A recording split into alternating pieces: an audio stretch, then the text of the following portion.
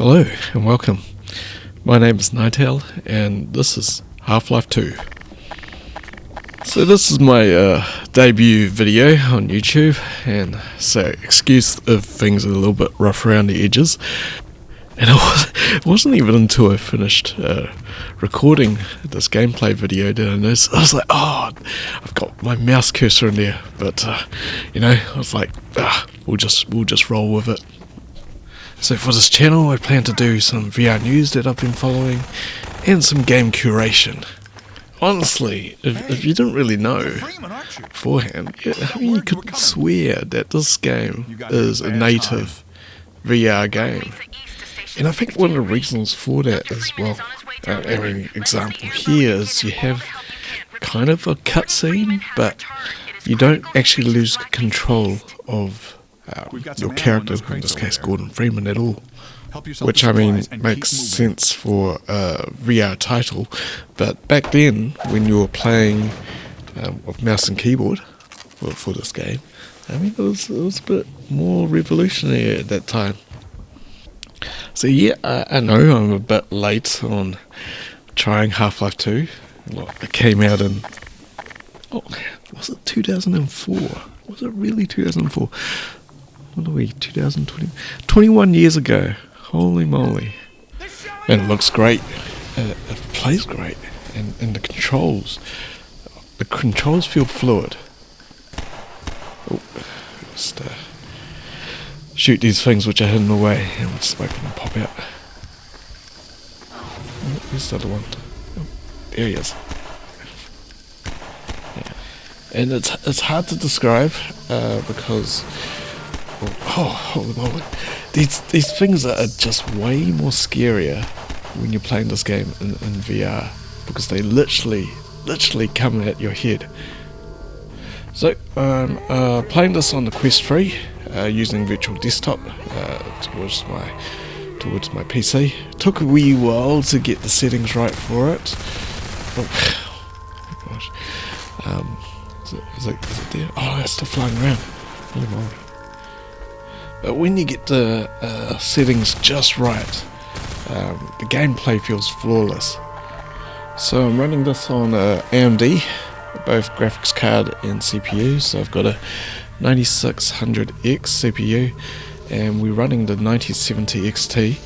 I was a bit concerned to start off with if AMD would be as good as Nvidia for PC VR, and it turns out to be, well, brilliant, really, as you can sort of see here.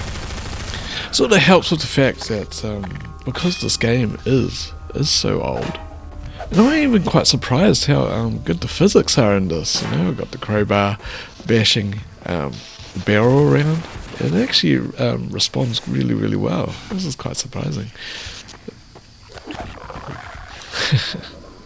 And the crowbar mechanics actually feel really, really good in this. We'll just have to sprint through here. Give this guy a couple of smacks as well. So just a little bit more on my setup. They say that you need to use a Wi-Fi router specifically for the Quest 3, and yeah, I must admit it does help out. So what I've been using is a Wi-Fi extender which has a LAN port, and I've got my Quest connected directly to the extender, which then is routed by Ethernet cable to my PC. And yeah, it's been really, really smooth since I've done that. Getting a stutter-free experience is the most important thing. I think it's more important than actually having really high quality. So pretty excited with the news in the past couple of weeks with the Steam Frame, and it seems like they're going to basically solve a lot of these wireless stutter issues with it having its own little dongle which can be plugged straight into a computer, and it sounds like that's going to just solve and make it just so much easier to get that stutter-free experience. But who knows, maybe say Half-Life 2 might even run natively on the Steam Frame. Ooh. I think I'll describe Half-Life 2 like a story light. Like, there is definitely a story, but I do miss a lot of older titles like this, where really the story is secondary to the gameplay. And I mean, it's just small things like that, being able to shoot the barrel and send them flying. It just feels better in VR. You can also experience Half-Life 1 in VR, and there's a port of it which runs natively on the Quest, so you don't even need to play it through PC VR. I probably should have started with a video on that one first, because surprisingly that actually still holds up really well as well.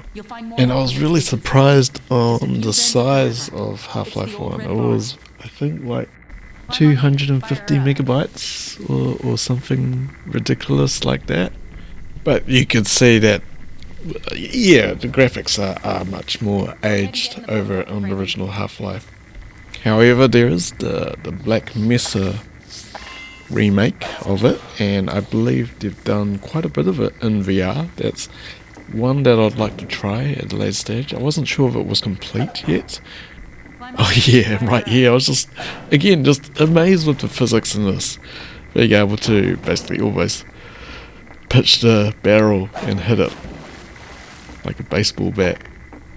And yeah, it's all these small things that in VR that just are fun in comparison to, you wouldn't do that with a mouse and keyboard. Well, I mean, you might, but it's way more satisfying. So this boat section here, this is actually the first time I experienced, I guess, like a vehicle in VR, and it just makes so much more sense to have these sort of titles in these sort of games. So because I've mostly just played like Beat Saber, Pistol Whip, or maybe other games where it's more combat based, like Asgard's Wrath or Dragon Fist Kung Fu, and locomotion or moving in VR has always been kind of like a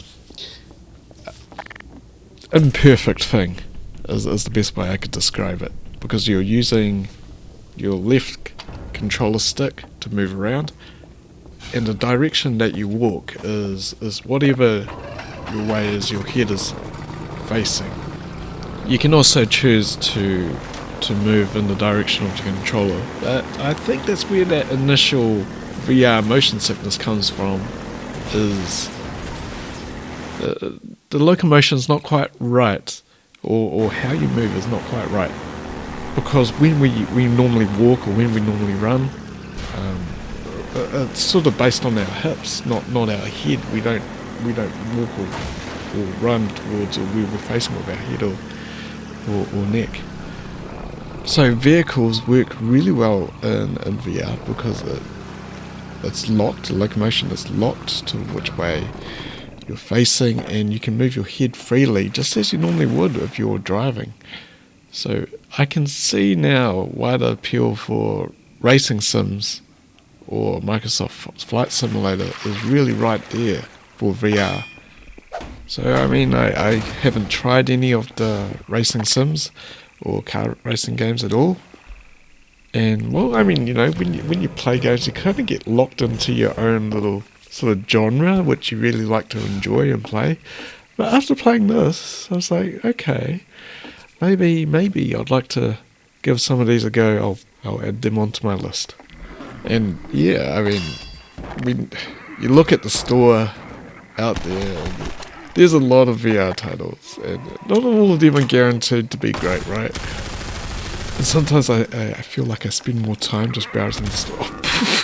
Minor fracture detected. Oh, but I've got 15 health left. Oh my gosh. Just got a face full of barrel right there. Yeah, so I mean, like sometimes I think I spend way too much time actually just browsing games rather than actually playing them. Oh, and then I guess there's also that thing that I actually spend a lot of time actually just watching other people play games on YouTube as opposed to actually playing them myself as well. So in part, that's kind of what I was sort of hoping to do with this channel here is to show a curation of games that I've particularly enjoyed, and maybe they might entice you to maybe want to give it a go as well.